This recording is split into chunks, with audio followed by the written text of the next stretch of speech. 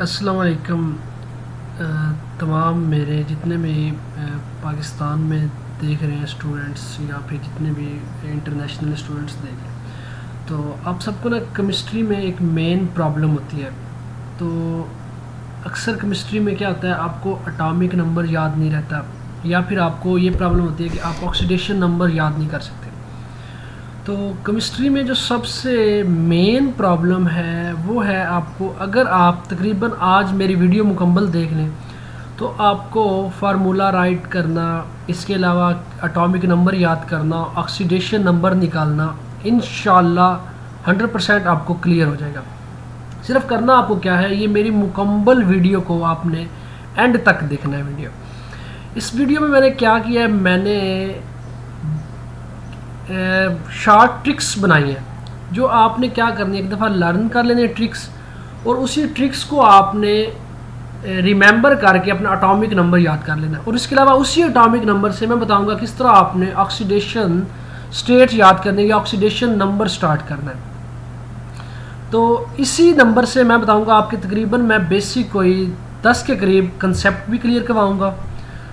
तो शुरू करते हैं हम आज की अपनी वीडियो। आपका टाइम वेस्ट नहीं करते, अभी हम डायरेक्ट अपनी वीडियो स्टार्ट करते हैं। तो वीडियो स्टार्ट करने से पहले मैं आपको आपके सामने लैपटॉप की एक स्क्रीन शेयर हो रही है, बिल्कुल। इसमें मैंने क्या किया, सबसे पहले आपको एक ट्रिक दिखाई है जिसमें क्या है, हाई हेलो। हाई से हाइड्रोजन, हेलो से हीलियम, साथ मैंने उसका एटॉमिक सिंबल मेंशन किया। नीचे ट्रिक आ रही है, ऊपर इंग्लिश वर्ड में लिखी गई है, little Bisma became Charlie's number 1 friend Neelam. तो ये आपने इंग्लिश की एक है ट्रिक, इसको याद कर लेना। अब लिटिल से आपने क्या करना है, लिथियम, बिस्मा से BE, बिकेम से B, चार्ली से C, नंबर से N और O से ऑक्सीजन, F से फ्लोरीन और नीलम से नियोन। अब आपने ये क्लियर याद कर लेना सिंबल। इसके आगे एक ट्रिक है, आसान सी पंजाबी में ट्रिक है लेकिन उसको मैंने इंग्लिश में कर दिया। ना मांगे अल्लाह से प्रोफेसर स्कूटर कार एरोप्लेन। ये एक पंजाबी में है कि कोई एक प्रोफेसर है जो अपने अल्लाह से स्कूटर कार और एरोप्लेन नहीं मांग रहा, ठीक है। तो आपको पता है प्रोफेसर जितने भी होंगे उनको दौलत से नहीं होता, वो नॉलेज चाहते हैं। तो इसलिए उनको मतलब ये वही चीज़ें हैं जो उनको उनसे डिनाई कर रहा है, यानी उनसे नहीं मांग रहा। तो ना मांगे अल्लाह से प्रोफेसर स्कूटर कार एरोप्लेन। ना से हमारे पास है सोडियम, मांगे से मैग्नीशियम, अल्लाह से aluminium, silicon, phosphorus, sulphur, chlorine और आर्गॉन वगैरह। अब आपने क्या करना है, 1 हाइड्रोजन से 1 स्टार्ट कर लेना, हीलियम से 2, तरतीब से 3, 4, 5, 6, 7, 8, 9, 10, 11, 12, 13, 14, 16, 17, 18 तक आपने नंबरिंग कर लेनी है। अब ये जो नंबरिंग आपने किया, दरअसल ये आपका क्या है, एटॉमिक नंबर है। अब आपके माइंड में एटॉमिक नंबर तो याद हो गया। अब आपने क्या करना है, इसके एंड में देखें ना तो 2 है, 10 है, 18 है, ये तीनों मैंने जो लाल रंग में कर दिए, ये तीनों आपको क्या कर देंगे, मेरा अगर माउस का पॉइंटर आपको दिखा रहा है तो ये तीनों जो मैंने लाल रंग में की, आपकी नोबल गैसेज है। बाकी एलिमेंट्स क्या करेंगे, वो चाहेंगे कि हम भी नोबल गैसेज जैसी इलेक्ट्रॉनिक कॉन्फ़िगरेशन हासिल करें। या तो वो इलेक्ट्रॉन गेन करेंगे या वो इलेक्ट्रॉन लूज करेंगे और इलेक्ट्रॉनिक नोबल गैसेज जैसी इलेक्ट्रॉनिक कॉन्फ़िगरेशन हासिल कर लेंगे। Atom will gain lose in an attempt to form the same electronic configuration the closest noble gas. Number of electron lose or gain is the oxidation state. जितने कोई element अपने आप को stable करने के लिए या मुस्ताकम करने के लिए जो इलेक्ट्रॉन लूज करेगा या इलेक्ट्रॉन गेन करेगा, वो जो इलेक्ट्रॉन का नंबर होगा वो उसकी क्या होगी, ऑक्सीडेशन स्टेट होगी। एक एग्जांपल देखते हैं, लिथियम जिसका एटॉमिक नंबर 3 है। अगर इसके करीब हम देखें नोबल गैसेस, तो एक हीलियम है और एक नियोन है। अगर इसने नियोन जैसी इलेक्ट्रॉनिक कॉन्फ़िगरेशन हासिल करनी है या नियोन जैसा एटॉमिक नंबर हासिल करना है तो क्या करेगा, 7 इलेक्ट्रॉन गेन करेगा। और अगर इसके करीब देखें तो हीलियम भी है, अगर इसने हीलियम जैसी करनी है तो इसके पास 1 लूज करेगा। तो आप खुद एक कॉमन सेंस की बात है, बजाय वो 7 गेन करने के वो क्या करेगा, 1 लूज करना पसंद करेगा। अब जो 1 लूज कर रहा है तो उसकी +1 होगी। इसी तरह बेरिलियम 2 लूज करेगा, इसी तरह ये सब की मैंने नीचे अब आपको तरतीब से ऑक्सीडेशन नंबर लिख। अब हम बात करते हैं, सोडियम को भी छोड़ देते हैं, एल्यूमिनियम का चेक कर लेते हैं। अब एल्यूमिनियम का एटॉमिक नंबर है 13। अब इसके करीब तरीन है नियोन यानी नीलम, और दूसरी है एरोप्लेन यानी आर्गोन। अच्छा, अब आर्गोन जैसी करेगा तो इसको 5 इलेक्ट्रॉन मजीद चाहिए, और अगर इसने नियोन जैसी इलेक्ट्रॉनिक कन्फिग्रेशन हासिल करनी है तो इसको 3 लूज करने। तो आपको पता है कि कम वाली साइड पे जाएगा तो 3 लूज करना पसंद करेगा, तो एल्युमिनियम की +3 ऑक्सीडेशन स्टेट होगी। तो आपने करना क्या है, आपने फर्स्ट 18 एलिमेंट की ऑक्सीडेशन स्टेट और एटॉमिक नंबर इस ट्रिक से आपने याद कर लेना। अभी देखेंगे कि आपको ये ट्रिक किस तरह पूरी केमिस्ट्री में एमफिल तक, पीएचडी तक जितने भी स्टूडेंट्स हैं, आपका पीपीएससी का एग्जाम है, एफपीपीएससी का एग्जाम है, कोई भी आपका केमिस्ट्री के रिलेटेड एग्जाम है, उसमें ये बेसिक चीज़ें पूछी जाती हैं और इंशाल्लाह वो आपको क्लियर हो जाएंगी। अच्छा, हम नेक्स्ट चलते हैं। नेक्स्ट, क्योंकि एफएससी तक 36 एलिमेंट्स की इलेक्ट्रॉनिक कॉन्फ़िगरेशन इंपॉर्टेंट है जो एफएससी के स्टूडेंट्स हैं, तो मैंने क्या किया, इस अपनी प्रेजेंटेशन में 36 तक ट्रिक्स शामिल कर दी। क्योंकि एफएससी फर्स्ट ईयर में एक क्वेश्चन आता है 2 मार्क्स का, वो किसी एक एलिमेंट की इलेक्ट्रॉनिक कॉन्फ़िगरेशन लाजमी पूछता है। तो इलेक्ट्रॉनिक कॉन्फ़िगरेशन आप तब भी कर सकेंगे जब आपको एटॉमिक नंबर याद होगा। अगर आपको एटॉमिक नंबर एग्जामिनर नहीं देता तो आप वो एलिमेंट की इलेक्ट्रॉनिक कॉन्फ़िगरेशन आती होती है, एटॉमिक नंबर याद ना होने की वजह से या गलती से कोई और राइट करके आप वो अपना 2 नंबर का क्वेश्चन रॉन्ग कर देते हैं। तो छोटी सी ट्रिक है, कल से समा टीवी कॉर्पोरेशन मांगे फीकू नाई के कज़न से, ये भी पंजाबी में है, थोड़ी सी दिलचस्प भी है। तो कल से समा टीवी कॉर्पोरेशन मांगे फीकू नाई के कज़न से, कल से पोटाशियम से कैल्शियम, समा टीवी, तो ये सारे मैंने नीचे एलिमेंट मेंशन कर दिया। तरतीब वही है, वो 18 पे है तो फिर ये 90, 20, 21, 22 से शुरू हो रही है। इसी तरह एक और ट्रिक है, नीचे गाएगी अनुष्का शर्मा। अनुष्का शर्मा तो आपको पता है इंडियन एक्टर है। तो बरसात के दिन आए, तो ये इससे मैंने एलिमेंट्स के नीचे मैंने सिंबल लिख दिया और साथ उसकी एटॉमिक नंबर मेंशन कर दिए। आपने क्या करना है, आप स्क्रीनशॉट ले लें और अपने पास रख लें और ट्रिक को महफूज कर लें। ये ट्रिक आपको एमफिल तक, पीएचडी तक पूरी केमिस्ट्री में आपको हेल्प करेगी इंशाल्लाह। अच्छा, हम आगे नेक्स्ट चलते हैं थोड़ा सा। अच्छा, नेक्स्ट हमने ऑक्सीडेशन स्टेट के लिए मजीद कुछ ट्रिक्स बनाई हैं, वो है हाली ने रब से की फरियाद। अच्छा, इसमें भी मैंने नीचे एलिमेंट मेंशन कर दिया, हाली से कौन सा बन रहा है। तो इन सब की +1 है और ये अल्कली मेटल्स हैं और इनके वैलेंस शेल में 1 इलेक्ट्रॉन होता है। कैसे 1 इलेक्ट्रॉन होता है वो हम नेक्स्ट चल के मैं आपको बताऊंगा। तो बेटा मांगे कार स्कूटर बाप रोए, ये इसकी +2 है, ये आपकी अल्कलाइन अर्थ मेटल्स हैं। फ्रूक क्लूनी बरात आई अटैक, ये आपकी हेलोजन्स हैं। अच्छा, इनकी -1 होता है, ये आपने राइट कर लेना, ये ट्रिक्स है, इस पर आपने याद कर। अच्छा, अब ऑक्सीजन जहाँ पे भी होगा उसकी -2 ऑक्सीडेशन स्टेट होगी। अच्छा, इसके अलावा आपके पास साइड्स हैं, या इसके अलावा फ्लोरीन के साथ बाउंडेड जब होगी तो इसकी वो चेंज होगी। पार्क्साइड्स के साथ इसकी जो है वो -1 होगी और इसी तरह +2 होगी इसकी जब ये फ्लोरीन के साथ अटैच होगी।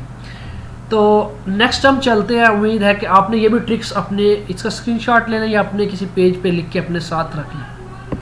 अच्छा, अब हम इसको ट्रिक्स को यूटिलाइज करेंगे। ये अमूमन क्वेश्चन आया होगा, मैट्रिक में आया होगा, एफएससी के पेपर में आया होगा, या फिर आप कोई भी एमसीक्यूज टाइप का अटेम्प्ट करने का जो क्वेश्चन आया होगा। अच्छा, अब इसमें वो पूछ रहा है सल्फर का ऑक्सीडेशन नंबर। अच्छा, आपको नहीं पता सल्फर का, आपने क्या करना है, इस सारे के प्लस को पहले स्टेप में क्या करना है, इस सारे के सबको प्लस करके एलिमेंट्स को 0 के इक्वल पुट कर देना। अगर इसके ऊपर कोई चार्ज हो तो उसको उस चार्ज के इक्वल पुट करते हैं। तो हमने देखा सोडियम के 2 है तो सोडियम के साथ मैंने 2 लिख दिया, प्लस सल्फर के 2 हैं तो 2 सल्फर के साथ लिख दिया। इसी तरह ऑक्सीजन के 3 है तो उसके मैंने साथ 3 लिख दिया। अच्छा, अब सबको मैंने 0 के अगेंस्ट पुट कर दिया। अब आपने करना क्या, आपने ट्रिक में जाना है। सोडियम का +1 ऑक्सीडेशन था, ऑक्सीजन जहाँ भी होगी -2 होगी। अब आपने ये क्या करना है, इनकी वैल्यू पुट कर देनी है। +1 ऑक्सीजन का सोडियम से हमें ट्रिक से पता चला।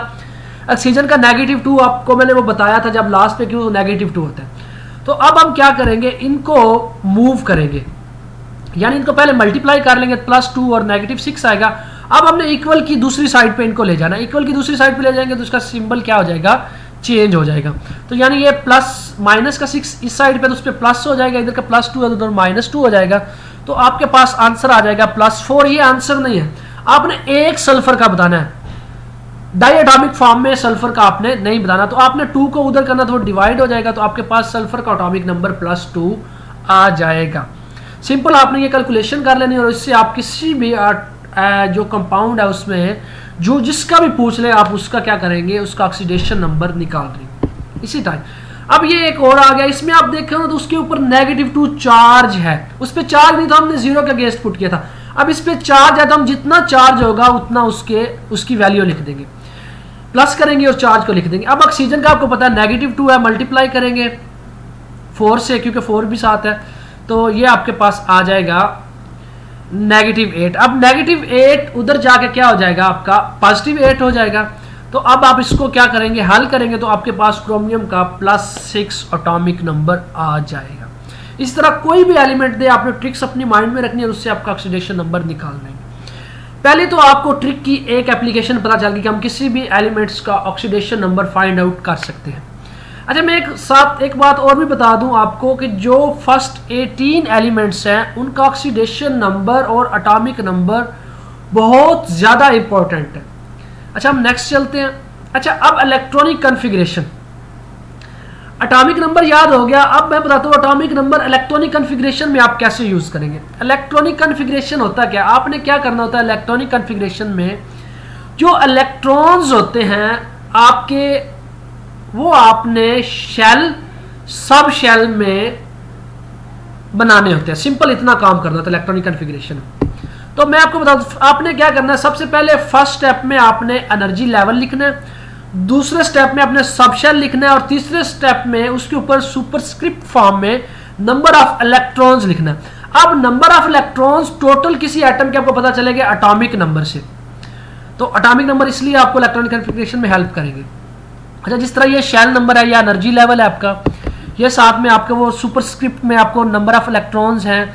ये हर शेल के ना एक कैपेसिटी है, यानी एस में मैक्सिमम 2 इलेक्ट्रॉन आ सकते हैं, पी सब शेल में 6 आ सकते हैं, डी में 10 आ सकते हैं, एफ में 14 आ सकते हैं। जब एक सब शेल फिल हो जाएगा, उसकी मैक्सिमम कैपेसिटी से ज़्यादा इलेक्ट्रॉन हो जाएंगे, तो वो नेक्स्ट मूव करेगा। ये बात क्लियर होगी आपको। अब हम आपको बताएंगे कि बेसिकली सब शेल टोटल होते हैं sp4 फॉर्म के, 4 सब शेल होते हैं। अब हम बताते हैं ये आपका न्यूक्लियस है।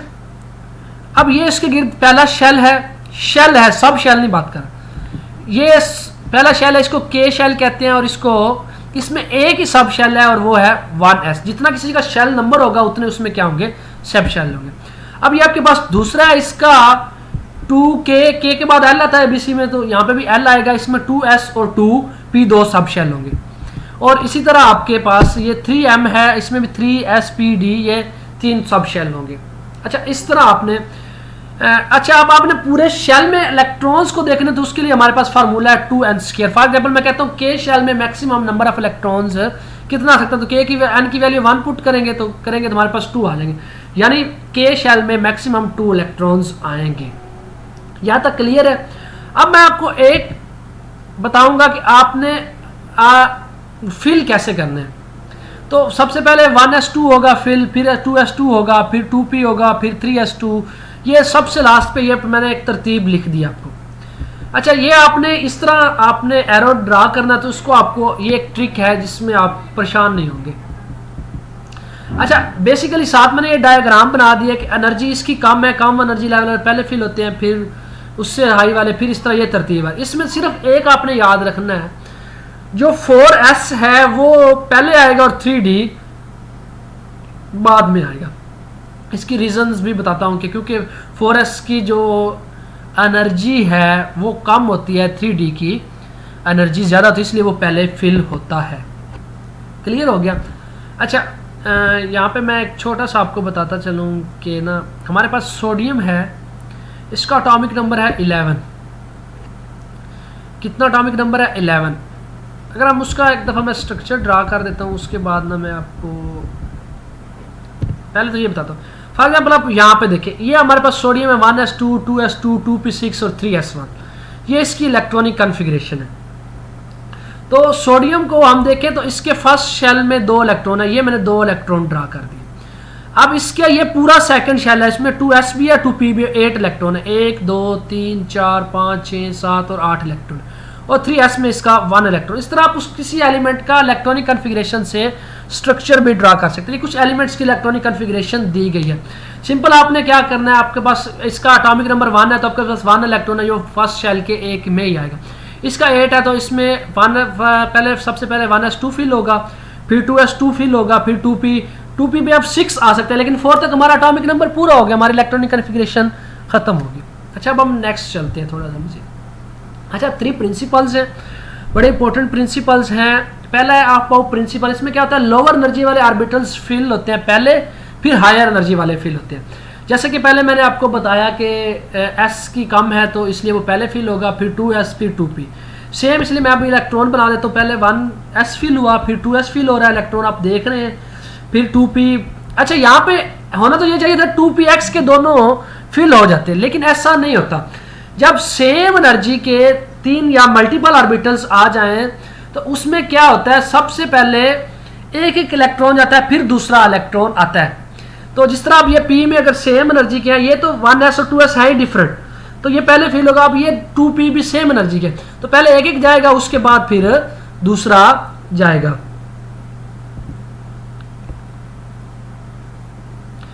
तो ये हुंड्स रूल है। उसके बाद पुली एक्सक्लूजन प्रिंसिपल हमारे पास क्या है कि 2 इलेक्ट्रॉन एक में at a time opposite spin में होंगे। सिंपली ये मैं नीचे ड्रा देता हूँ, एक का ऊपर है और एक का नीचे की तरफ मूव कर रहा है। तो ये बेसिकली नियॉन की इलेक्ट्रॉनिक कन्फिग्रेशन थी। तो 3 प्रिंसिपल्स हैं। ये तीनों प्रिंसिपल्स में से एक प्रिंसिपल की डेफिनेशन और एग्जाम्पल आपसे बोर्ड के पेपर FSC पाकिस्तान में आपसे अक्सर पूछी जाती है, लेकिन वैसे भी थ्रू आउट पूरी केमिस्ट्री में आपको ये प्रिंसिपल्स बहुत ज़्यादा इंपॉर्टेंट है। इसी पूरी केमिस्ट्री इसी प्रिंसिपल्स पे बेस कर रही है। अच्छा, अब हम नेक्स्ट चलते हैं थोड़ा। अच्छा, एक एक्सेप्शनल है कन्फिग्रेशन, वो आपने याद कर लेनी है। वो जब आपका S1 होगा और D5 होगा और S1 और D10, यानी ये होना तो ये चाहिए था S2 के फिर होता फिर D की तरफ जाता, लेकिन ऐसा नहीं होता। CR और CU में क्या होगा, 4s1 और 4s1 दोनों में क्या होगा, हाफ फील्ड होगा, वो कभी भी S2 कन्फिग्रेशन नहीं होगी। नीचे मैंने साथ बना दिया आपको क्लियर करने के लिए। अच्छा, ये जो एक्सेप्शनल है कन्फिग्रेशन, ये सिर्फ S और D के दरमियान है, S और P सब शेल के दरमियान ये नहीं होती। ये सिर्फ 2 ही हैं, 36 एलिमेंट्स तक आपने याद कर लिया, अक्सर पेपर वाला ये ही पूछता है। तो यहाँ पे क्या करते हैं स्टूडेंट, 4s2 फिल कर देते हैं। अक्सर में 4s2 प्रॉपर फिल नहीं होता, 4s1 होता है, क्योंकि 4s1 D5 एक स्टेबल कन्फिग्रेशन है, तो इसलिए ये ज़्यादा फेवरेबल है। अच्छा, अब सोडियम आपका एटॉमिक नंबर ट्रिक ने बता दिया, 11 है, 11 प्रोटॉन है, 11 इलेक्ट्रॉन है, नंबर ऑफ शेल आपके पास 3 है, इंटरनल इलेक्ट्रॉन्स आपके पास 10 है। अच्छा, अब हमें ये कैसे पता चलेगा नंबर ऑफ शेल 3 है या इंटरनल इलेक्ट्रॉन्स 10 है, तो इसके लिए हमें उसको क्या करना पड़ेगा, स्ट्रक्चर ड्रा करना पड़ेगा। तो ये मैंने सोडियम का स्ट्रक्चर ड्रा कर दिया। आज अब ये जो आउटर मोस्ट इलेक्ट्रॉन है, ये जो सारे इलेक्ट्रॉन है ना, ये आपके इनर इलेक्ट्रॉन, अगर इनको गिन ले तो ये आपके 10 बनेंगे, और ये फर्स्ट 2 3 ये 3 शेल बन रहे हैं, ठीक है। अच्छा, हमने क्या करना है, इस इलेक्ट्रॉन को निकालना है। अब इस इलेक्ट्रॉन को निकालेंगे तो आपको पता है ये न्यूक्लियस है, इसने इसको अट्रैक्ट होल्ड किया हुआ है, तो ये अट्रैक्शन हमें ब्रेक करनी पड़ेगी। इसके लिए हमें एनर्जी रिक्वायर्ड होगी। वो जो एनर्जी रिक्वायर्ड होगी वो हमारे पास क्या होगी, आयोनाइजेशन एनर्जी होगी। मतलब हमने ये ब्रेक करना है, और ये जो इलेक्ट्रॉन जिसको मैंने अभी इसको किया है, प्रोमिनेंट किया है, ये जो इलेक्ट्रॉन ये इंटरनल्स इलेक्ट्रॉन है सारे। अच्छा, आउटर मोस्ट शेल का पता चल गया, ये पहले बता दिया था आपको। ये जो इंटरनल्स इलेक्ट्रॉन है, ये मूव करते हुए आउटर मोस्ट शेल के बिल्कुल सामने आ जाते हैं।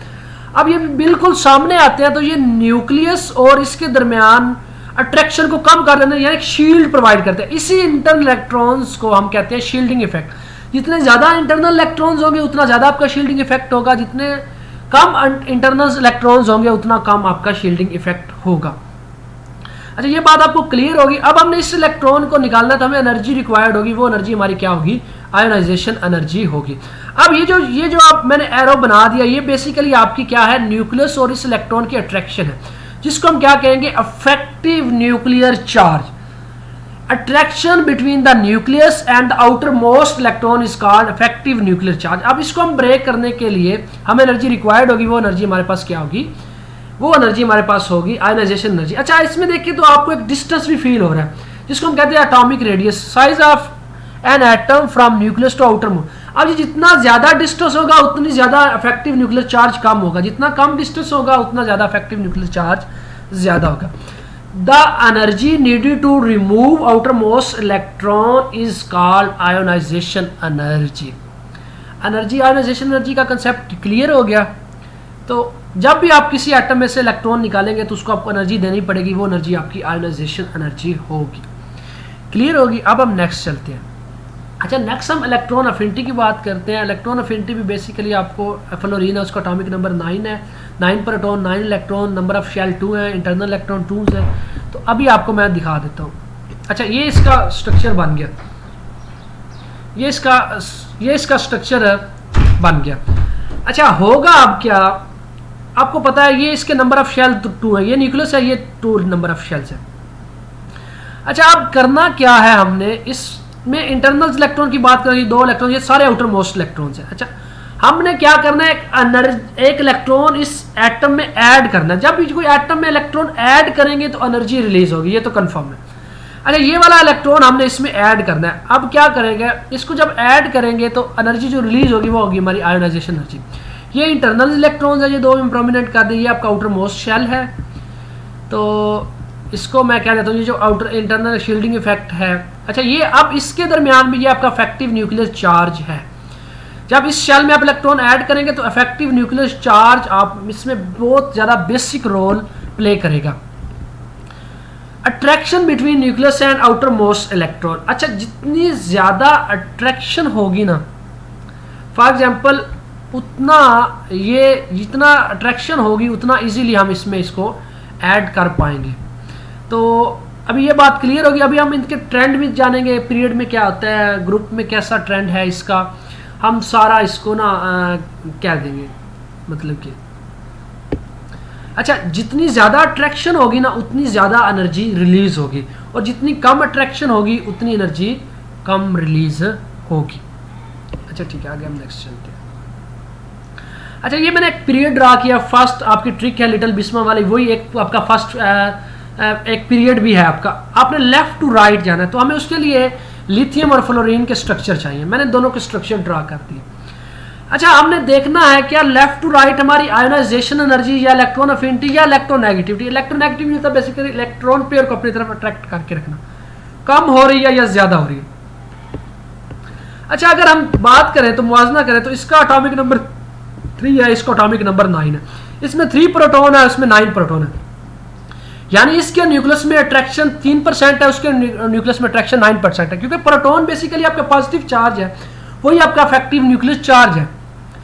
अच्छा, अब दूसरी बात करें तो अगर हम लेफ्ट टू राइट मूव करें तो हमारा क्या हो रहा है, न्यूक्लियर चार्ज इंक्रीज हो रहा है due to increase in number of protons. अच्छा, अब न्यूक्लियर चार्ज इंक्रीज हो रहा है तो आप खुद बताएं, वैलेंस इलेक्ट्रॉन पर अट्रैक्शन बढ़ रही है तो उसको अपनी तरफ खींचेगा, खींचने की वजह से वो क्या होगा, कंट्रैक्ट होगा, जिसकी वजह से आपका वो न्यूक्लियस के करीब आ जाएगा, आपका एटॉमिक साइज कम हो जाएगा। अब न्यूक्लियर चार्ज की वजह से आपका एटॉमिक साइज भी कम हो रहा है। अब न्यूक्लियर चार्ज इंक्रीज हो रहा है तो उस इलेक्ट्रॉन को निकालना मुश्किल हो रहा है, जितना मुश्किल हो रहा है उतनी हमें एनर्जी उसको ज्यादा देनी पड़ेगी। इसलिए हम क्या देंगे कि ionization energy increase due to increase in nuclear charge and decrease in atomic radius. ये बात तो क्लियर होगी ना आपको। अब इलेक्ट्रॉन अफिनिटी की बात करें, इलेक्ट्रॉन अफिनिटी की बात की थी, जितना ज्यादा न्यूक्लियर चार्ज होगा उतनी ज्यादा रिलीज होगी, तो इसका मतलब है इलेक्ट्रॉन अफिनिटी भी सेम है, लेफ्ट टू राइट इंक्रीज हो रही है, और इलेक्ट्रोनेगेटिविटी भी सेम है, वो भी क्या होती है, लेफ्ट टू राइट इंक्रीज होती है। बात क्लियर होगी। लेकिन यहाँ पे एक इफेक्ट और भी है, वो है शील्डिंग इफेक्ट। अगर हम इंटरनल इलेक्ट्रॉन्स की बात करें तो यहाँ भी 2 इलेक्ट्रॉन्स है और यहाँ भी 2 इलेक्ट्रॉन्स है, तो हम कह सकते हैं कि shielding effect remain same in a period, there are no change in shielding effect. तो हमारा जो ionization energy electron affinity increase हो रही है वो basically increase in nuclear charge and decrease in atomic radius की वजह से वो इंक्रीज हो रही है। ये बात अब आपको क्लियर हो गई। इसको अगर मैं एक एग्जांपल दूं कि एक इलेक्ट्रॉन को 3 प्रोटॉन ने पकड़ा हुआ है और एक इलेक्ट्रॉन को 9 प्रोटॉन ने कौन सा इलेक्ट्रॉन निकालना मुश्किल होगा, जिसको 9 प्रोटॉन ने पकड़ा हुआ है उसके लिए हमें ज्यादा एनर्जी देनी पड़ेगी और एक इलेक्ट्रॉन 3 प्रोटॉन वाले को कम एनर्जी देनी पड़ेगी। अच्छा यहाँ तक तो क्लियर हो गया। ये तो पीरियड में आपको पता चल गया when moving product table in left to right ionization energy and electron affinity increase due to increase in nuclear charge and decrease in atomic radius. अक्सर ट्रेंड पूछा जाता है आपको, इलेक्ट्रॉन अफिनिटी का ट्रेंड पूछा जाएगा, इलेक्ट्रोनेगेटिविटी का ट्रेंड पूछा जाएगा। तो आपने इजीली ये सिंपल आपने ये अभी राइट कर लें, साथ कापी पेंसिल ले लें और आपको ये इंशाल्लाह 100% आपको कामयाब होंगे। अब हम थोड़ा सा नेक्स्ट मूव करते हैं, एक हम ग्रुप ड्रा करते हैं। अगर हम ग्रुप की बात करें तो वही ट्रिक्स में आपको आ रहा है। जब हाइड्रोजन को मैंने ड्रा किया, लिथियम और सोडियम क्योंकि ग्रुप है पूरा down the group, top to bottom जा रहे हैं। अब हम इनके स्ट्रक्चर ड्रा कर लेते हैं। अब सेम आप देखें तो आपको पता चल रहा है कि एक में नंबर ऑफ शेल 2 है, एक में नंबर ऑफ शेल 3 है, यानी एक शेल ही इंक्रीज होगा जिसकी वजह से आपका एटॉमिक रेडियस ज्यादा हो गया। अब एटॉमिक रेडियस ज्यादा है तो न्यूक्लियर की अट्रैक्शन कम होगी। अब न्यूक्लियर की अट्रैक्शन कम होगी तो उस वैलेंस इलेक्ट्रॉन को निकालना आसान होगा। इसलिए टॉप टू बॉटम जो आपकी आयोनाइजेशन एनर्जी है वो कम होगी। इस तरह अट्रैक्शन कम होगी तो एनर्जी रिलीज कम होगी, तो हम कह देंगे इलेक्ट्रॉन अफिनिटी भी कम होगी। तो क्यों कम हो रही है? न्यूक्लियर चार्ज डिक्रीज कर रहा है due to increase in number of shell. तो इस शेल की वजह से न्यूक्लियर चार्ज डिक्रीज करने की वजह से आयोनाइजेशन और इलेक्ट्रॉन अफिनिटी भी क्या करेंगी? डिक्रीज करेंगे due to decrease in nuclear charge and increase in atomic radius. Atomic radius number of shell बढ़ने की वजह से इंक्रीज करके। लेकिन यहाँ पे शील्डिंग इफेक्ट सेम नहीं है। शील्डिंग यहाँ पे 2 इलेक्ट्रॉन है और ये पूरे के 10 इंटरनल इलेक्ट्रॉन है, यानी आउटर मोस्ट शेल के अंदर वाले सारे के सारे इलेक्ट्रॉन्स क्या हैं? इंटरनल इलेक्ट्रॉन्स हैं। अब क्या हो रहा है? शील्डिंग इफेक्ट भी टॉप टू बॉटम इंक्रीज कर रहा है। अब शील्डिंग इफेक्ट इंक्रीज कर रहा है तो आपको पता है ऑटोमेटिकली न्यूक्लियर चार्ज डिक्रीज हो रहा है। अगर न्यूक्लियर चार्ज डिक्रीज कर रहा है तो आयोनाइजेशन एनर्जी और इलेक्ट्रॉन अफिनिटी भी डिक्रीज करेंगे क्योंकि उस इलेक्ट्रॉन को निकालना आसान होगा क्योंकि उस पर न्यूक्लियस का होल्ड कम है। उम्मीद करता हूँ आपको क्लियर हो गया होगा। अब थोड़ा सा हम नेक्स्ट मूव करते हैं। Shielding effect increase due to, अच्छा तकरीबन आपको क्लियर हो गया। तो अभी मैं आपसे इजाज़त चाहूँगा। अल्लाह हाफिज़, thanks for watching video. Please अगर आप वीडियो अच्छी लगी तो मेरा आपने ना चैनल सब्सक्राइब कर देना। मैं इंशाल्लाह पूरी केमिस्ट्री की वीडियो अपलोड करता रहूँगा। थैंक्स।